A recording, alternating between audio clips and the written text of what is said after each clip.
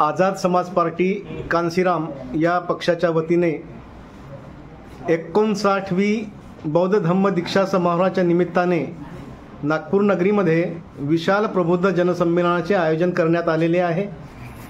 या संमेलनाला महाराष्ट्र आझाद समाज पार्टीच्या वतीने आझाद समाज पार्टीचे राष्ट्रीय अध्यक्ष माननीय ॲडव्होकेट भाई चंद्रशेखर आझाद यांना बोलावण्यात आलेला आहे आणि नागपूरकरांसाठी हा एक गौरवाचा भाग आहे की नगीनाचे खासदार पहिल्यांदाच नागपूर नगरीमध्ये येत आहेत। त्यामुळे युवकांमध्ये आणि अल्पसंख्याक समुदायामध्ये भाई चंद्रशेखर आझाद यांचं स्वागत करण्यासाठी उत्सुकता लागलेली आहे। त्यांचा कार्यक्रम पाहण्यासाठी मोठ्या संख्येने नागरिक निश्चितच उपस्थित राहतील अशा प्रकारची अपेक्षा पक्षाच्या संपूर्ण पदाधिकाऱ्यांनी व्यक्त केलेली आहे। आज आपल्यासोबत आझाद समाज पार्टीचे केंद्रीय प्रभारी गौरी प्रसाद उपासकजी, ज्यांनी उत्तर प्रदेशमध्ये मंत्री म्हणून सुद्धा काम केलेलं आहे, असे हे प्रभारी आज आपल्याला महाराष्ट्राला लाभलेले आहेत। त्यांच्यासोबतच आझाद समाज पार्टीचे महाराष्ट्र राज्य प्रभारी रुपेशजी बागेश्वर, महाराष्ट्र प्रदेशचे अध्यक्ष मनीषजी साठे आणि विदर्भातील संपूर्ण पदाधिकारी या ठिकाणी आज आपल्यासोबत चर्चा करणार आहेत।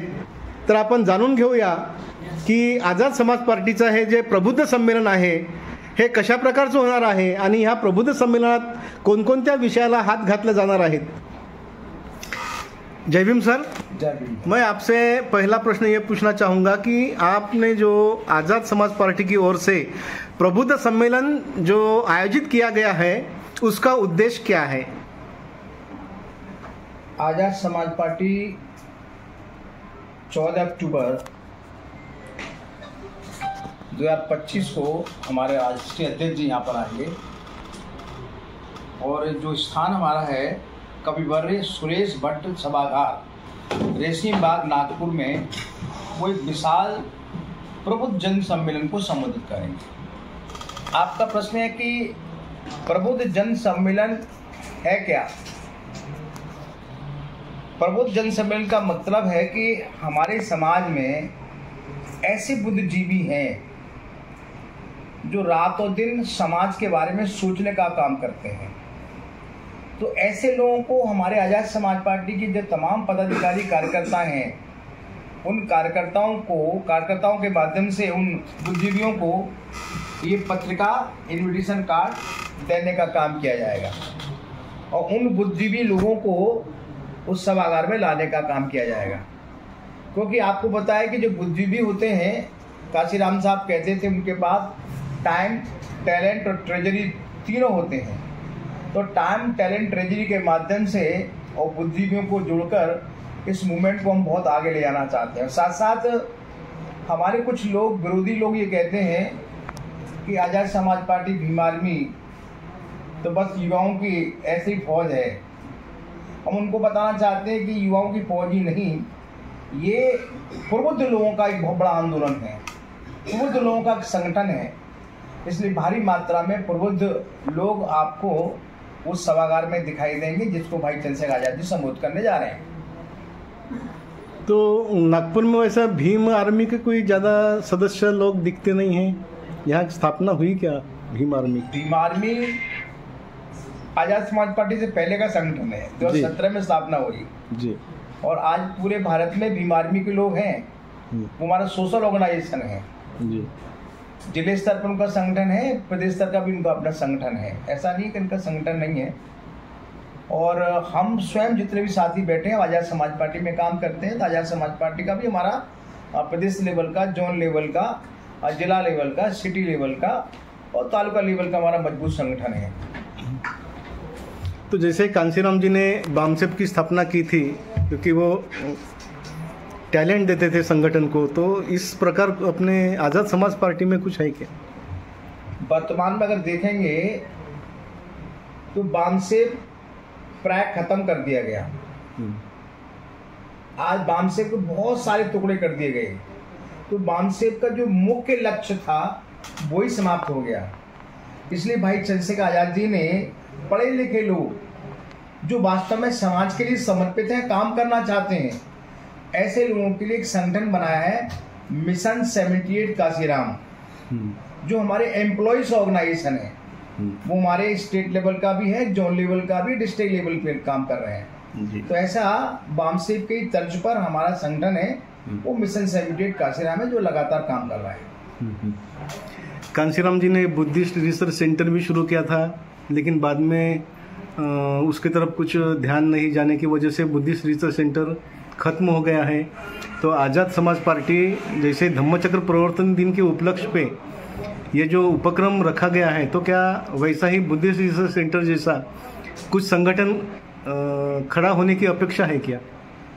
देखो, अगर आप BRC की बात करेंगे जी, वो काशीराम साहब ने प्रारंभ किया था बुद्ध रिसर्च सेंटर, और उसका मुख्य उद्देश्य था कि किस प्रकार से बुद्ध के धम्म को भारत के कोने कोने में योजनाबद्ध तरीके से आगे ले जाया जा सके। परंतु पूज्य काशीराम साहब बीमारी से ग्रसित हो गए।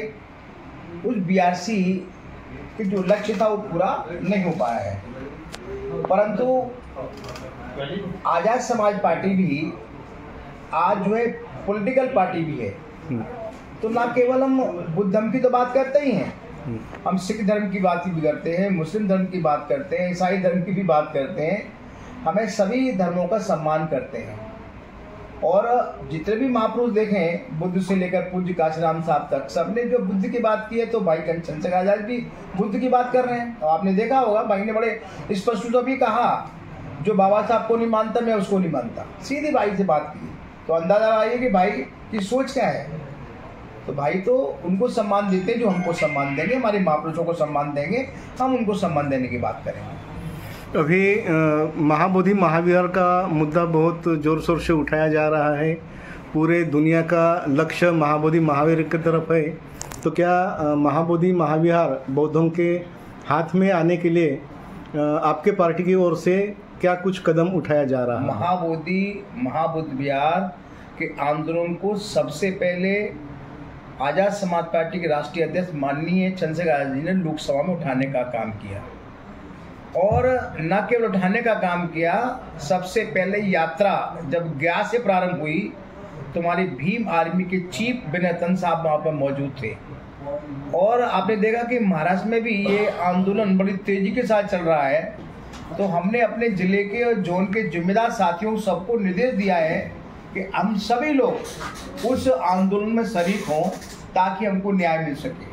तो ये आंदोलन में हम डायरेक्ट इनडायरेक्ट हम लोग शामिल हैं, और उस लड़ाई को हम भी लड़ रहे हैं। आझाद समाज पार्टीच्या वतीने प्रबुद्ध जनसंमेलनाची मोठ्या प्रमाणात तयारी सुरू झालेली आहे। हमारे उपाध्यक्ष हैं प्रदेश के। जी, प्रदेशचे उपाध्यक्ष आज आपल्यासोबत आहेत, तर त्यांना आपण भेटून त्यांची आपण मुलाखत घेऊया याबद्दल की विशाल प्रबुद्ध जनसंमेलन आहे। तर आणि ही भाई चंद्रशेखर आझाद यांचा पहिलाच दौरा नागपूरचा आहे, म्हणजे महाराष्ट्रातला पहिलाच दौरा आहे असं म्हणता येईल। त्यापूर्वी ते येऊन गेले होते भीमा कोरेगावला, परंतु नागपूरमध्ये हा त्यांचा पहिला दौरा असताना आपण त्यांच्या स्वागतासाठी किंवा त्यांच्या ह्या दौऱ्यासाठी कमीत कमी किती प्रमाणात लोक उपस्थित कराल? तुमचा जो पहिला प्रश्न आहे की भाईंचा हा पहिला दौरा आहे नाही, यापूर्वी 30 जानेवारीला भाई आमच्या चंद्रपूरमध्ये येऊन गेले। तिथे बौद्ध धम्माचा मोठा कार्यक्रम होता धम्मदीक्षेचा, त्यावेळेस ते उपस्थित होते। आणि आता जो आमचा कार्यक्रम आहे 69वा बौद्ध धम्म दीक्षा दिवस, या कार्यक्रमाला हा जरी बुद्धिजीवी लोकांचा कार्यक्रम असला, प्रबुद्ध म्हणजे बुद्धिजीवी लोकांचा जरी कार्यक्रम असला तरीही या कार्यक्रमाला कमीत कमी 50,000 लोक हे उपस्थित राहणार आहेत, आणि हे संपूर्ण महाराष्ट्रामधून राहणार आहेत। आणि त्यासाठी भाईंच्या स्वागताची जे तयारी आहे, त्यांच्या प्रबोधनाची जे तयारी आहे, जी काही आमचे कार्यकर्ता आहेत त्यांच्या व्यवस्थेची जे तयारी आहे, म्हणून 100% हा कार्यक्रम यशस्वी होण्याची आम्हाला खात्री आहे। म्हणजे 50,000 लोक येतील म्हणजे रस्ता संपूर्ण जाम होईल तो? निश्चित। अच्छा, नागपूरला कारण नागपूर हे सेंटर प्लेस आहे, इंडियाचं सेंटर प्लेस आहे, आणि सगळी कनेक्टिव्हिटी आहे।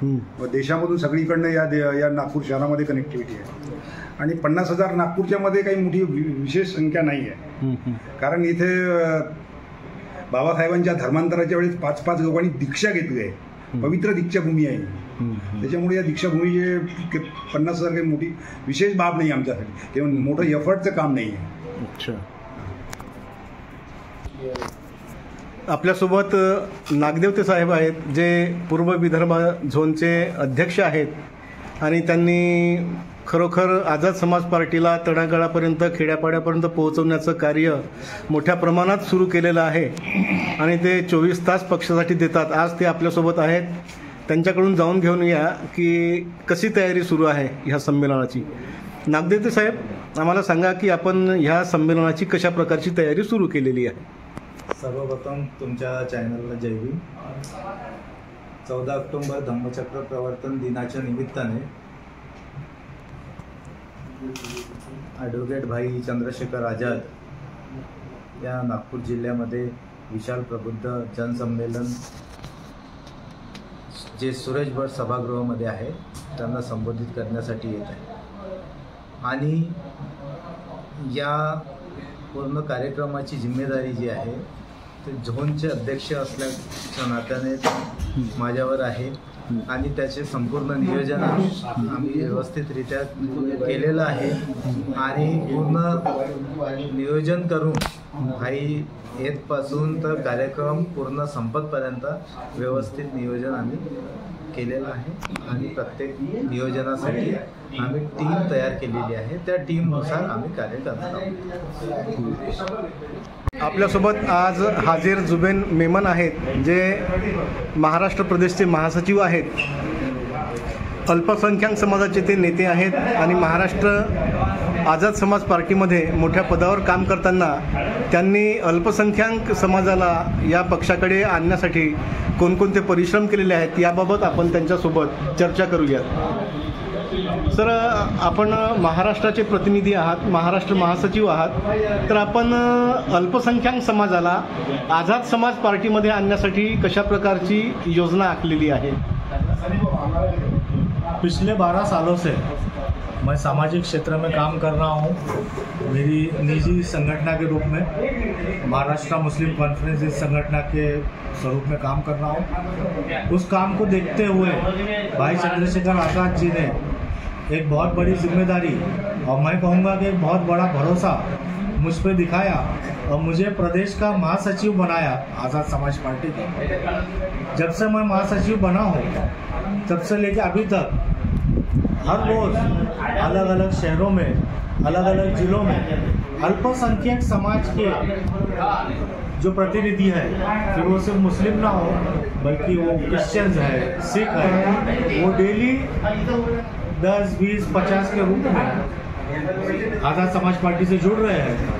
और 14 अक्टूबर को जो एक बड़ी जनसभा जिसमें खुद हमारे राष्ट्रीय अध्यक्ष माननीय भाई चंद्रशेखर आज़ाद जी नागपुर आ रहे हैं, तो उसमें हम उम्मीद करते हैं कि तकरीबन 10,000 से ज़्यादा महाराष्ट्र प्रदेश के आज़ाद समाज पार्टी के मुस्लिम कार्यकर्ता व पदाधिकारी उस सभा में मौजूद रहेंगे. और आप देखेंगे कि इस आने वाले महानगर पालिका के इलेक्शन में सोशल इंजीनियरिंग के स्वरूप में मुस्लिम और एससी समाज का गठबंधन आपको आज़ाद समाज पार्टी के पटल पर देखने मिलेगा. अगर मुस्लिम और एससी समाज का अगर गठबंधन होता है तो निश्चित ही रूप से आज़ाद समाज पार्टी को अच्छे दिन आने वाले हैं, ऐसा उन्होंने कहा है. हमारे साथ में और आज़ाद समाज पार्टी के युवा नेता हैं, महाराष्ट्र योग आघाडीचे अध्यक्ष आहेत. त्यांच्यासोबत आपण विचारूया. तर आपण भाई सुलतान हां भाई सुलतान शहा, तर यांच्यासोबत सुद्धा आपण मराठीमध्येच चर्चा करूया, कारण चळवळीमध्ये आल्यानंतर मराठी ते बोलतात. ठीक आहे, जसं काही हरकत नाही. तर मला हे सांगा की आझाद समाज पार्टीमध्ये अगोदरच युवक मोठ्या प्रमाणात येत आहेत, तर आपण पुन्हा आझाद समाज पार्टीमध्ये युवकांना आकर्षित करण्यासाठी काय करणार आहात सबसे पहले आपको जय भीम, जय भारत, जय संविधान और धन्यवाद कि आप बात कर रहे हैं, बात सुन रहे हो, समझ रहे हो, लोगों तक पहुंचा रहे हैं। जैसे कि आपने कहा कि युवा एक बड़े पैमाने में, एक बड़ी तादाद में आज़ाद समाज पार्टी में शमूलियत दे रहे हैं, शिरकत दे रहे हैं और आने वाले वक्तों में भी युवा इस पार्टी की तरफ आकर्षित होंगे, क्योंकि हमारे जो राष्ट्रीय अध्यक्ष है, हमारे जो नेता है रहनुमाए भारत एडवोकेट चंद्रशेखर आज़ाद, वो खुद एक युवा है, एक डायनामिक युवा है, एक एजुकेटेड युवा है, एक एडवोकेट है। और जैसे कि आपने सुना होगा, एक बहुत पुरानी कहावत है, जिस ओर जवानी चलती है उस ओर जमाना चलता है। और आप देखेंगे कि युवा क्रांति, नीली क्रांति एक दिन महाराष्ट्र में जरूर रंग लाएंगे और महाराष्ट्र में, मुंबई में हमारा सीएम भी बैठेगा और महाराष्ट्र में हमारी सरकार भी बनेगी और नीला परचम महाराष्ट्र में लहराकर हम युवा देंगे। ये हमारा संकल्प है भाई चंद्रशेखर आजाद के नेतृत्व में। महाराष्ट्र में आपने कितने ऐसे युवा लोग हैं जो उसने पार्टी में जोड़ा है? 38 जिले हैं हमारे पास। मुझे आज पद मिल गए, 3 से 4 महीने हो चुके हैं। हमने 16 जिला अध्यक्ष की नियुक्ति की है। विदर्भ की तरफ एक बहुत बड़ी तादाद में विदर्भ के लोग हमारे तरफ अट्रैक्ट हो रहे हैं और युवा हर रोज दररोज 100, 50, 200, 300 की तादाद में आज़ाद समाज पार्टी का दामन थाम रहे हैं। व्यूह रचना किस प्रकार से रहेगी और किस प्रकार से उम्मीदवार का चयन होगा, ये आपने बताया है कि यानी जो अच्छा काम करेगा, गरीब से गरीब को भी हम टिकट देंगे अगर वो हमारा कार्य करेगा। तो ऐसे आपने कहा है। क्या बताना चाहोगे स्थानिक चुनाव को उम्मीदवार अगर खड़े करते हो तो किस समस्याओं को लेकर ये चुनाव लड़ोगे? क्षेत्र की बहुत सारी लोकल सी प्रॉब्लम है, एजुकेशन की अपनी प्रॉब्लम है, रोजगार की अपनी समस्या है, स्वास्थ्य की अपनी समस्या है, इलेक्ट्रिसिटी बोर्ड को वो प्राइवेट करने जा रहा है उसकी समस्या है, अस्पताल में लोगों के लिए पलंग नहीं है, ट्रीटमेंट इलाज नहीं, उसकी एक समस्या है। तो तमाम जो स्थानीय समस्या है उनको समस्याओं को लेकर हम युद्ध के मैदान में जाएंगे।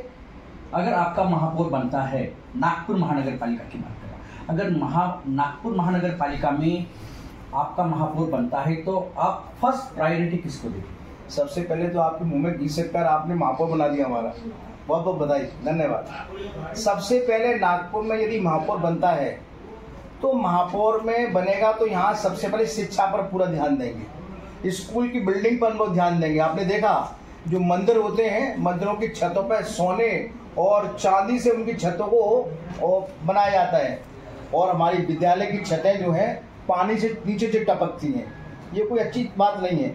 तो सबसे पहले हमारा पहला मुद्दा शिक्षा पे होगा, विद्यालयों के सौंदर्यीकरण पे होगा। और जो देखा होगा बहुत सारे बच्चे जो चले आते स्कूल छोड़ करके, हम नहीं चाहेंगे कि बच्चे स्कूल छोड़ें, उनको ज़्यादा से ज़्यादा भारी मात्रा में कैसे बच्चा शिक्षा प्राप्त करे, इसमें पूरा हमारा ध्यान होगा। स्वास्थ्य के बारे में बात करेंगे, ये तमाम प्रकार के मुद्दे हमारे होंगे।